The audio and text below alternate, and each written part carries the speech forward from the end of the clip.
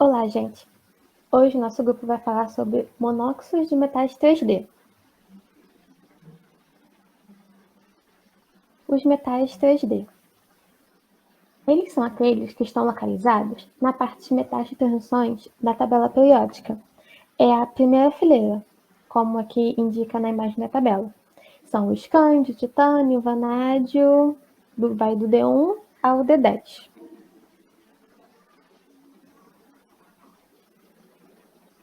O monóxido. Eles são quando os elementos estão acompanhados de oxigênio e formam as seguintes moléculas, que o escândio, o símbolo do escândio é Sc. Aí quando é o monóxido, fica um SCO.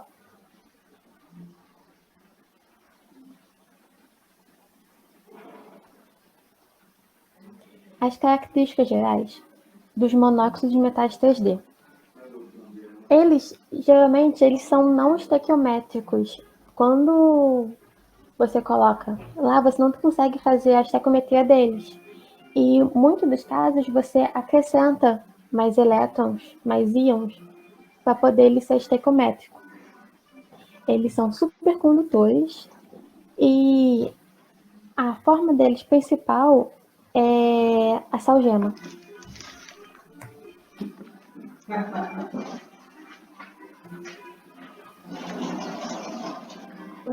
O monóxido de escândio. O escândio é um elemento chamado de terra rara. Isso significa que, na maioria das vezes, são obtidos na natureza na forma de óxido, sendo bem difícil separá-lo dos outros minerais. E, apesar de ser abundante na natureza, raramente é encontrado de forma concentrada na costa terrestre. Aqui é uma imagem dele e o símbolo dele na tabela periódica.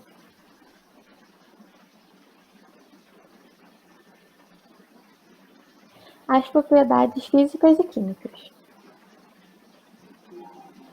O escândio é um elemento mole e metálico, possui um brilho prateado e, quando unido ao oxigênio, sua coloração fica com tons dourado. Na tabela está mostrando o peso dele, a massa molecular, a temperatura de fusão, de ebulição, essas coisas.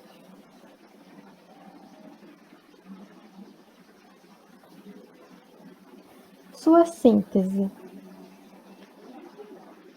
O monóxido de escândio, por ser um elemento não estequiométrico, é adicionado 2 íons no SC, no escândio, e 3 íons no oxigênio, dando origem ao óxido de escândio. Aí, a partir desse óxido de escândio, ele já se torna um elemento estequiométrico. Agora, as suas aplicações.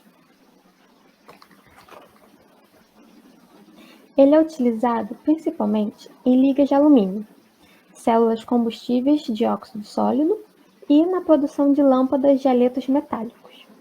Além disso, sua produção é sempre associada ao processamento de outros minerais, na forma de um subproduto ou na recuperação de sucata. E, no meio residencial, o óxido de escândio está presente nas lâmpadas de alto desempenho.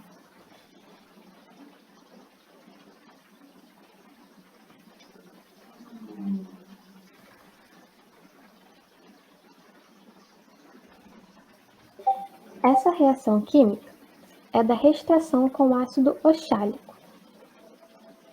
Essa equação representa a recuperação do escândio contido numa solução orgânica.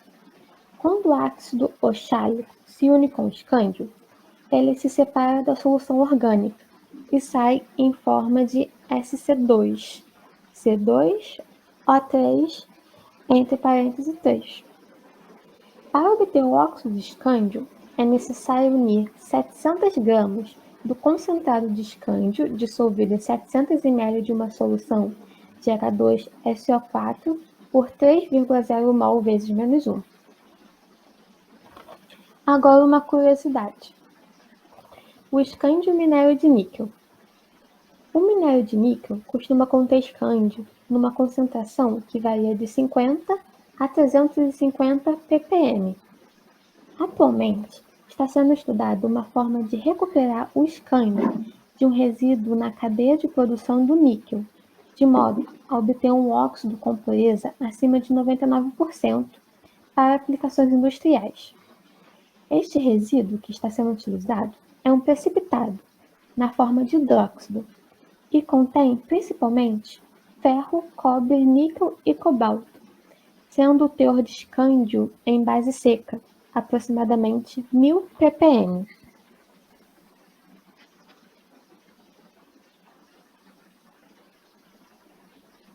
Agora o monóxido de titânio.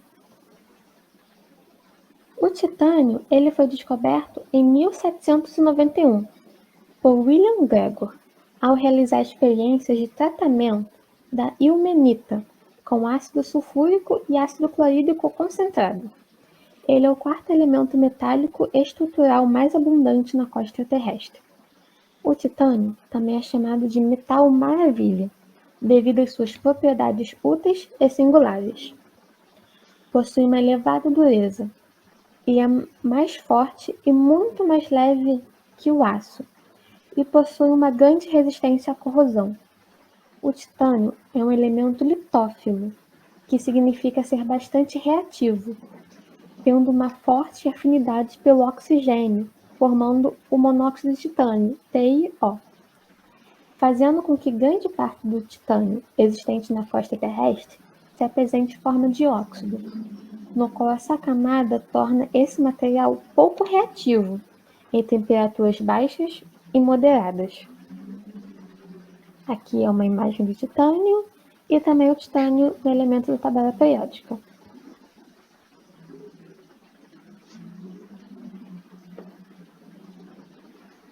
Propriedades físicas e químicas do titânio.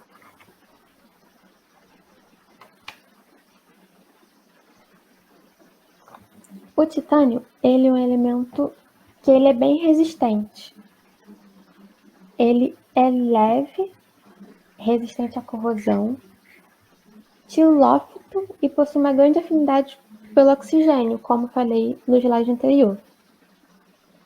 A sua estrutura cristalina é HC. Isso significa que é hexagonal compacta, mas apenas quando a temperatura é menor que 882,5 graus Celsius. Seu ponto de fusão é 1668 em graus Celsius e a ebulição 3.262. E a sua condutividade térmica é de 19,2.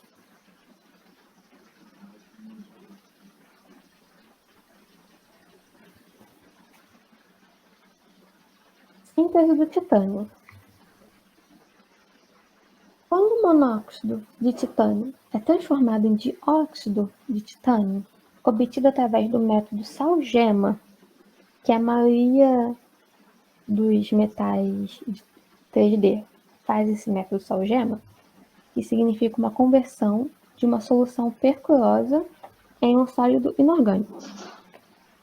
A baixas temperaturas é obtido materiais amorfos e policristalinos, de maneira rápida e simples, utilizando água e etanol seco como solventes, e um alcoólico de titânio como precursor, a fim de melhorar suas propriedades e características.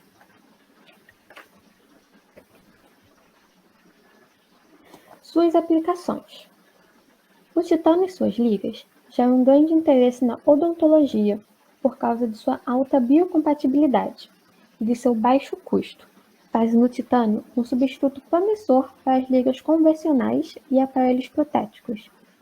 O monóxido de titânio e o dióxido de titânio, no âmbito nanométrico, vem sendo estudado para sua utilização em metais no ramo da engenharia civil, por ser capaz de transformar as superfícies onde é aplicado em superfícies autolipantes, bactericidas e despoluentes, substituindo outros produtos que são atualmente utilizados. E essa substituição faz com que seja mais ecológico, porque os produtos que estão sendo utilizados atualmente, eles acarretam na poluição da água e do ar.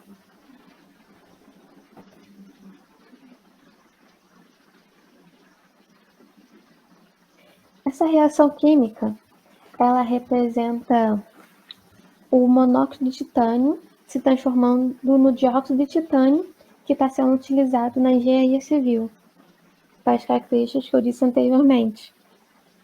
Porque é bem legal que seja algo mais ecológico, que polui menos a natureza. Uma curiosidade do titânio é que ele acontece nas estrelas Miras. As Miras são estrelas variáveis pulsantes em estágios avançados de evolução. As atmosferas das Miras apresentam espectros ópticos com intensas bandas de absorção atribuídas ao monóxido de titânio. Tal monóxido é extremamente eficiente na absorção de fótons no espectro visível, produzindo o formato das curvas de luz. Aí isso é bem legal, que ele está até nas estrelas.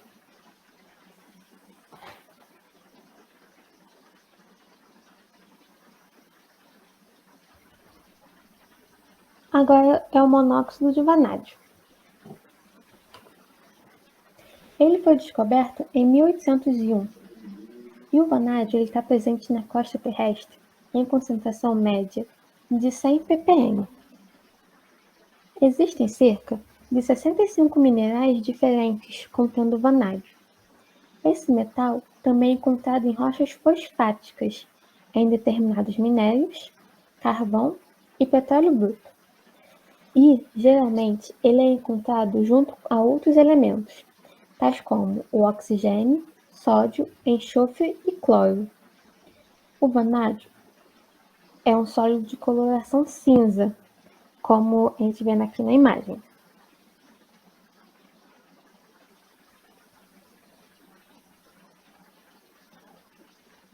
As propriedades físicas e químicas do vanádio. Ele é um sólido, possui cor cinza e um leve brilho prateado. E uma coisa dele que é bem utilizada é que ele é resistente à corrosão. Ele é moderadamente reativo. Isso significa que ele estabelece uma interação com outras substâncias no âmbito de uma reação química, causando uma substância que recebe o nome de um produto. Ele não se dissolve em água. E, por ele ser dúctil, ele pode ser transformado em fios finos, o que facilita muito a sua utilização. Aí, aqui na tabela mostra outras propriedades, como a estrutura cristalina, ponto de fusão, ebulição, quantidade térmica, essas coisas.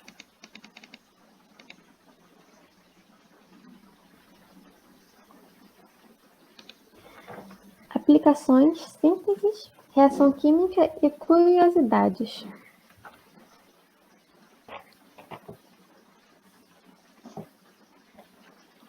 O monóxido de vanádio está sendo estudado como base principal para a criação de filmes finos para sua utilização na área da termoeletricidade.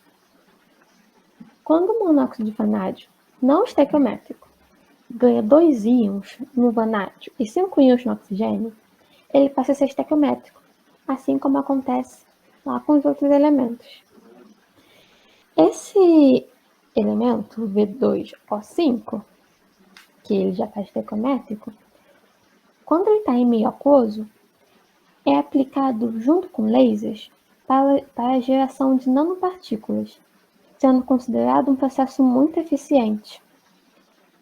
Aqui mostra a reação dele na geração de nanopartículas.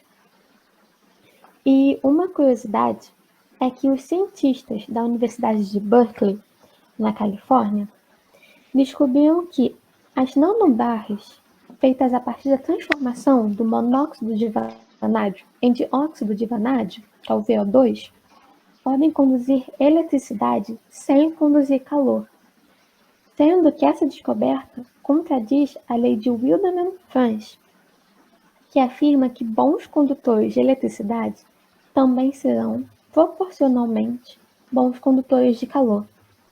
Se aperfeiçoada a aplicabilidade deste minério, ele pode ser utilizado na fabricação de condutores de eletricidade. e motores de maior eficiência sem a dissipação de calor. Poderia ser usado também em dispositivos capazes de transformar a dissipação de equipamentos convencionais em energia elétrica. E no âmbito químico bi-inorgânico do vanádio, alguns grupos de animais marinhos possuem células especializadas, que são chamadas de vanadócitos, por causa do elemento. Elas são capazes de armazenar vanádio em concentrações de até 0,15 n. Com isso, descobriu-se que o vanádio atua como inibidor da bomba de sódio e potássio, o que fez com que este fosse considerado um biometal. Em condições aeróbicas, ele é facilmente oxidado. Essa última equação daqui ele em forma aeróbica, a oxidação dele. É bem legal, né, que ele é tanto um biometal e também é utilizado para condutor de eletricidade sem conduzir calor. Isso é bem maneiro.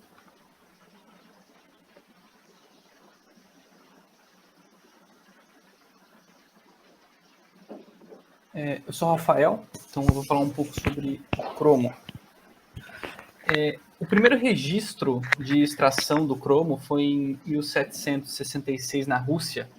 Inicialmente ele foi chamado de chumbo da Sibéria. Ele apresentava uma coloração avermelhada e chamou a atenção do francês Nicolas Louis Vauquelin, que em 1798 conseguiu isolar o cromo e na verdade aquele minério se chamava cromita e é justamente o minério principal de extração do cromo, né, onde a maior reserva fica no Cazaquistão. Porém, o maior extrator da cromita é a África do Sul. Algumas características interessantes sobre o cromo é que ele é um material duro e frágil, certo? E levemente azulado, a coloração dele. O cromo tem uma função dentro do nosso organismo, em baixas concentrações, mas em concentrações maiores, ele pode se tornar tóxico, certo? O cromo, falando um pouco sobre os isótopos dele, ele possui 3 isótopos naturais, né? Pode passar o slide. E 16 radioativos, certo? Esses 3 radioativos e aqui a gente consegue ver que o mais estável deles, o que mais, na verdade os 3 são estáveis, mas o que mais se encontra na natureza é o cromo 52, 53 e 54, respectivamente. E os outros 16, eles são radioativos, têm radioatividade. Falando um pouco agora sobre algumas curiosidades sobre o cromo em si. Ele é utilizado principalmente para o endurecimento do aço, e a sua principal aplicação dentro da metalúrgica é a produção do aço inox. Também ele é utilizado o famoso banho de cromo, que é quando você croma uma superfície para ela obter uma resistência à corrosão e também a melhorar o seu aspecto visual.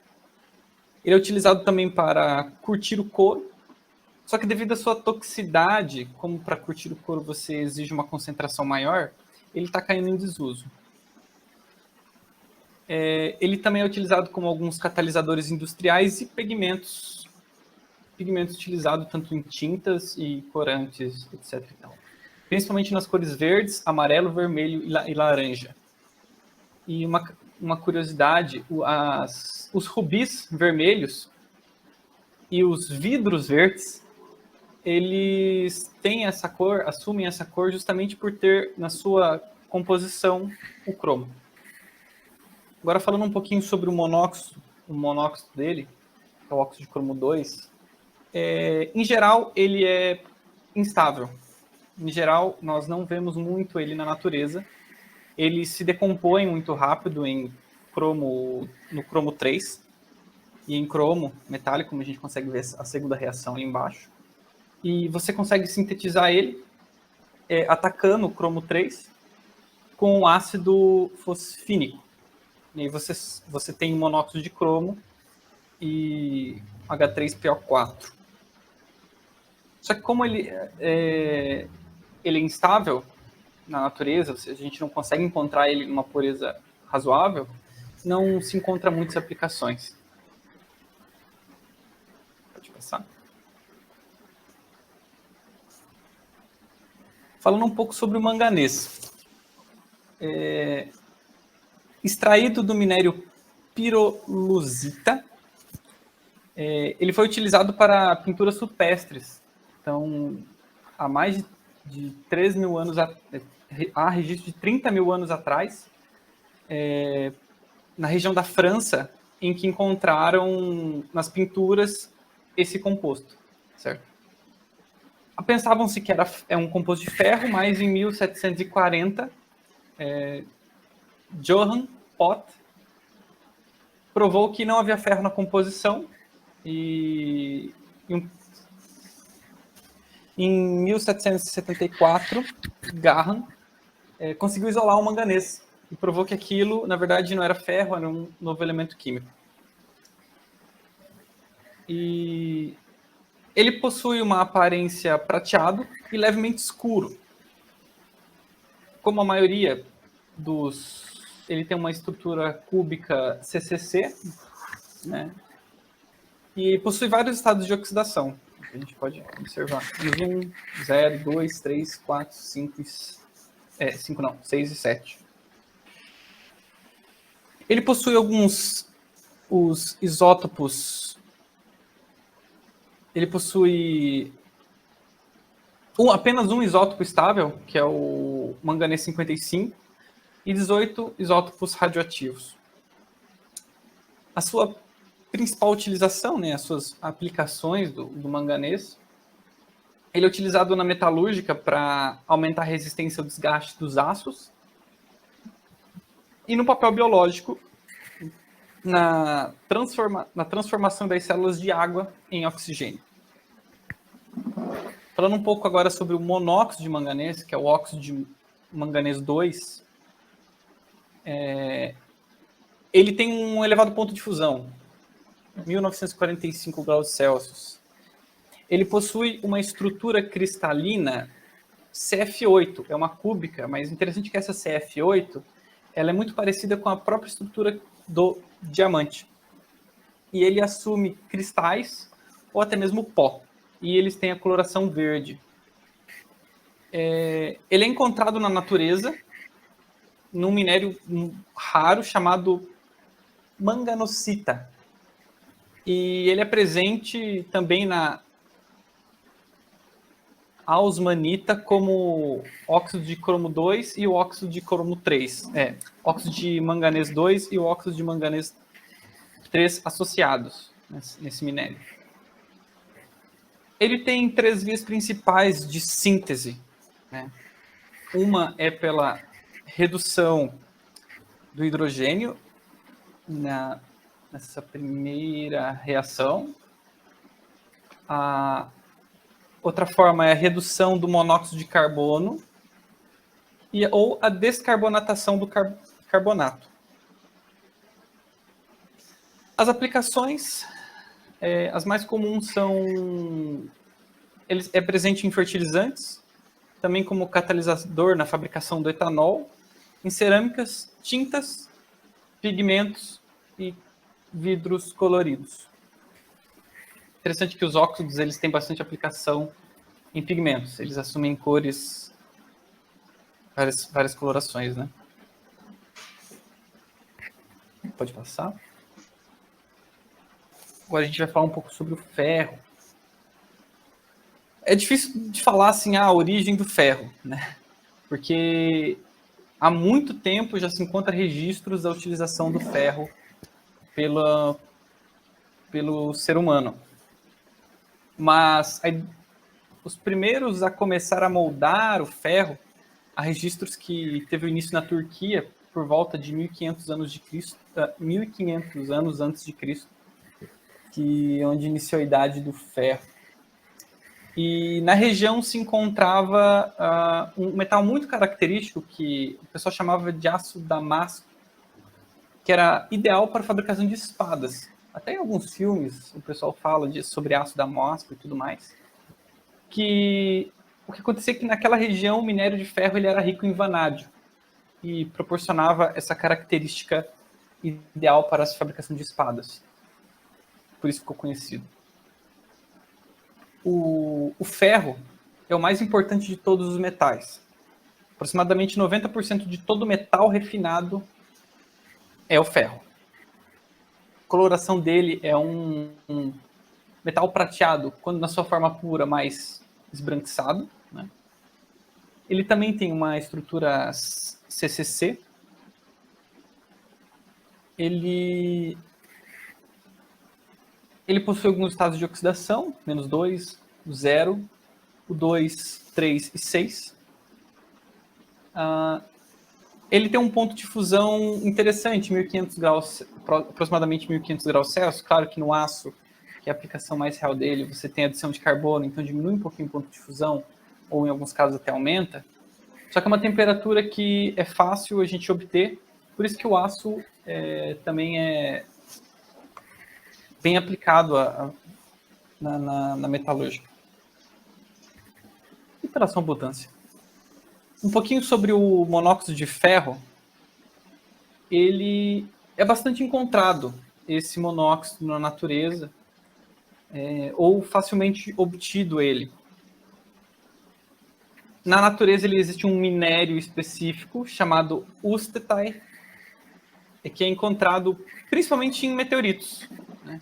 Então, quando se observa uma pedra que aparentemente parece ser um meteorito, se verifica se existe a presença desse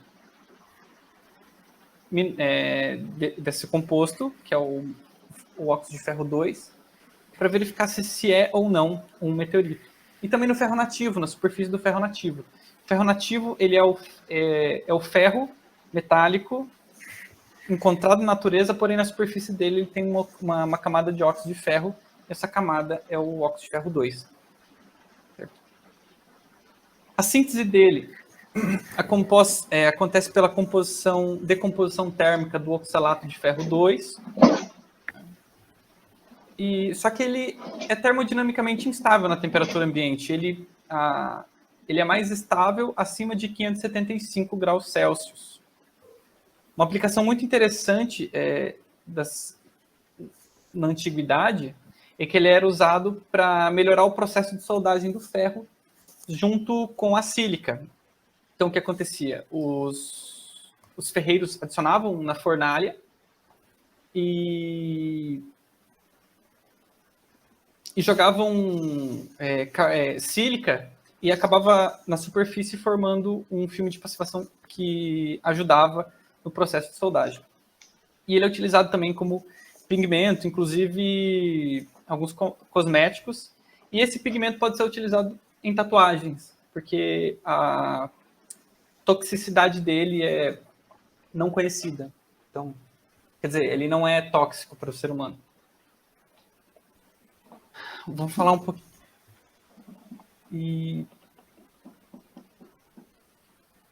Pode passar.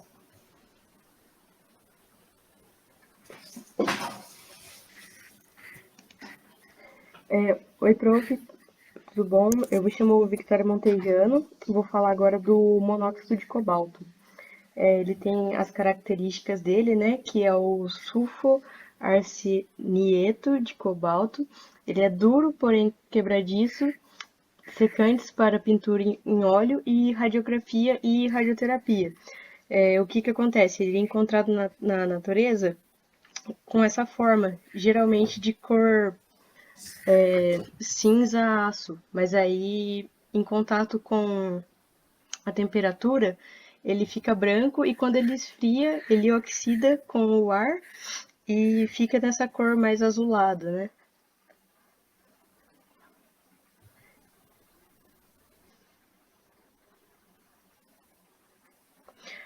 O monóxido de cobalto Um processo para ele fazer um catalisador é caracterizado pelo fato de que compreende o aquecimento de uma substância a partir da qual o óxido de cobalto pode ser formado a uma primeira temperatura elevada suficiente para decompor a referida substância e produzir uma primeira massa porosa de óxido de cobalto, saturando a massa porosa com uma solução aquosa concentrada de nitrato de cobalto, aquecendo a massa saturada resultante a uma segunda temperatura elevada por um período de tempo suficiente para completar a reação e produzir uma segunda massa porosa de óxido de cobalto, tendo resistência de um esmagamento melhorada e moendo a segunda massa porosa para produzir um óxido de cobalto particulado catalisador com alta atividade e resistência melhorada à desintegração durante a oxidação da amônia.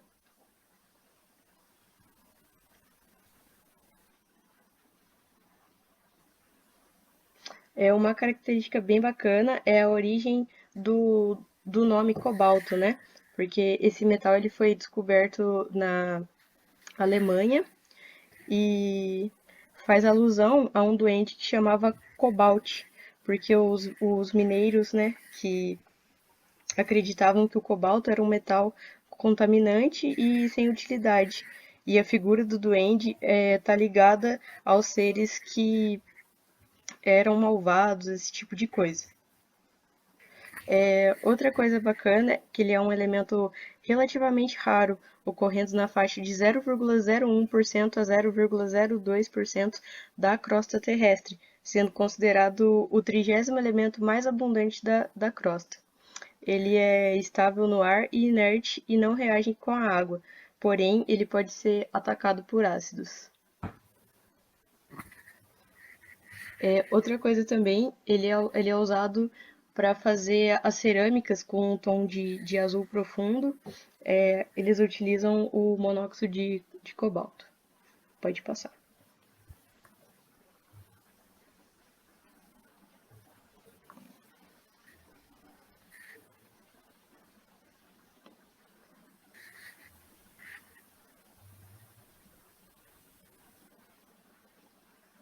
Vou falar um pouquinho sobre o níquel.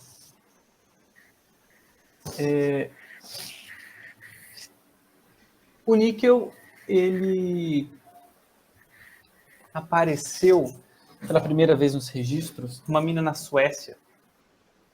Foi achado um veio, né? Chamou a atenção do Axel Frederick em 1751.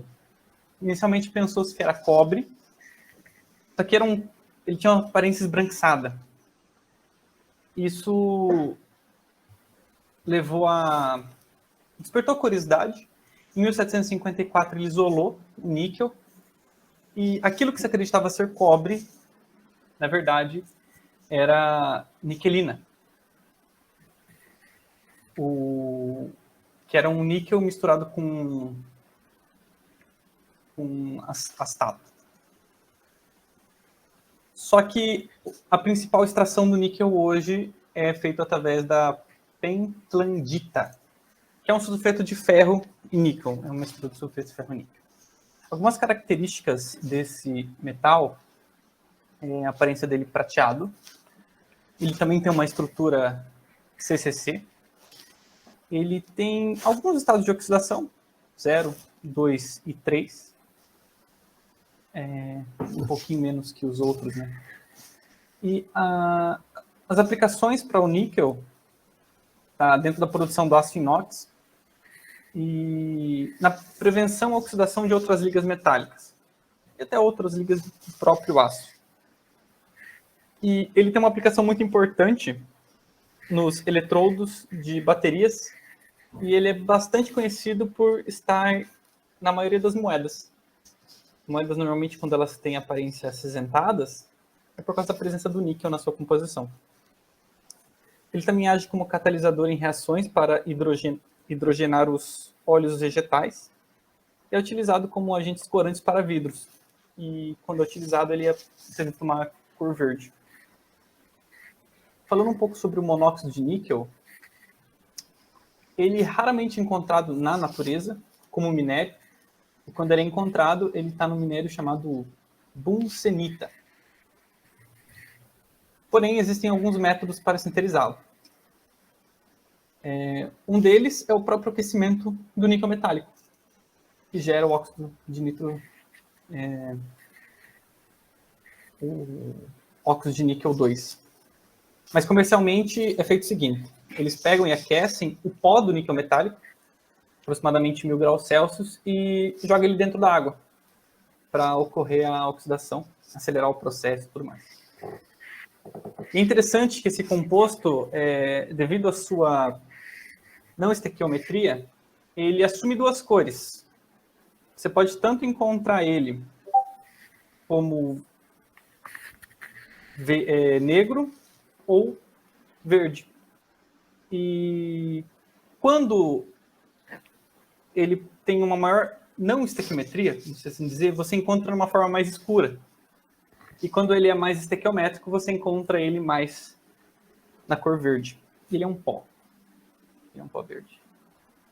Ele é um dos óxidos, dos monóxidos mais estáveis que se tem. E ele é abundante, de certa forma, no nosso dia a dia. Ele tem aplicações na metalúrgica, na produção de ligas, na fabricação de cerâmicas, como aditivos, né, para aumentar a dureza, ou até mesmo para aumentar o ponto de fusão, etc. e tal. O óxido de níquel negro, que é o mais estequiométrico possível, ele tem aplicação dentro das baterias de níquel-ferro, e ele é utilizado como catalisador em algumas reações, inclusive para hidrogenação. Pode passar.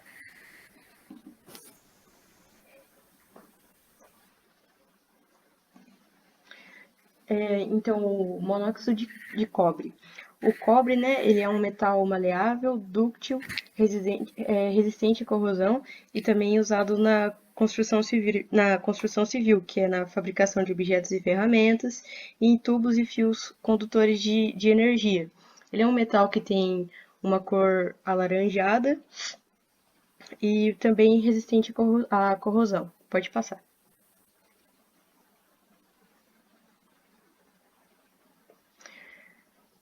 O cobre ele foi um dos primeiros elementos descobertos, né, no mundo, então ele é bem presente na vivência, no dia a dia que a gente passa. Então, uma coisa interessante é que no universo existe 6 vezes 10 elevado a menos 6% da massa.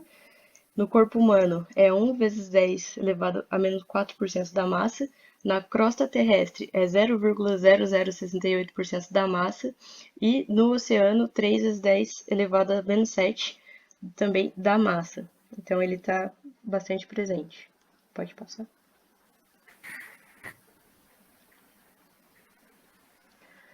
Outra curiosidade é que a Estátua da Liberdade ela é verde atualmente, mas quando ela foi construída, ela tinha a cor do cobre mesmo, porque foi usado 30 toneladas de cobre para construir essa estátua, e devido ao contato com a poluição, o ar, chuva, foi passando por várias oxidações, o cobre, até ele estar na pigmentação de atualmente.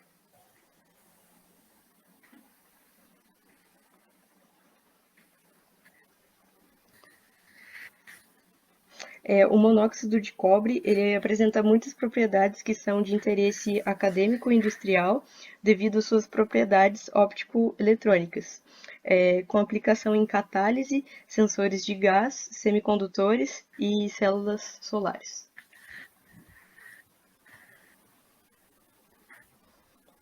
Agora sobre o monóxido de zinco. O zinco ele é um sólido prateado que rapidamente ele perde o brilho quando exposto ao ar úmido. Ele é quebradiço e encontrado no estado sólido quando está em temperatura ambiente, e também ele é usado na galvanização, né, no revestimento do aço e ferro para impedir o ato de corrosão, por ser um metal que não sofre com o efeito da corrosão.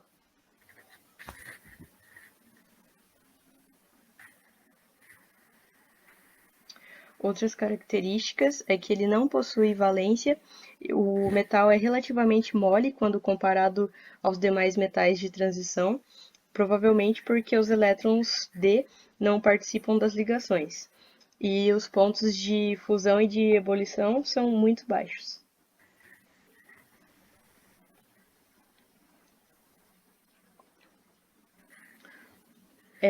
O monóxido de zinco, né, ele tem vários, pode ser usado de várias maneiras, né?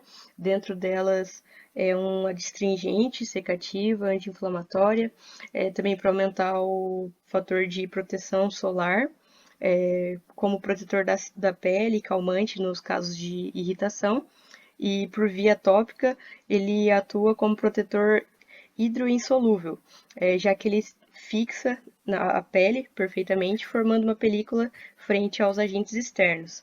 Aí ele também tem grande capacidade de absorção de secreções da pele, apresentando uma ação antisséptica e adstringente suave.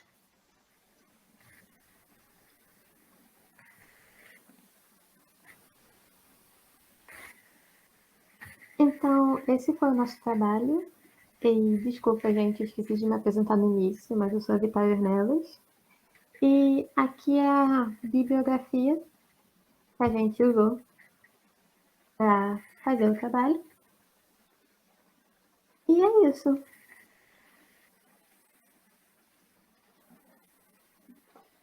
Tchau.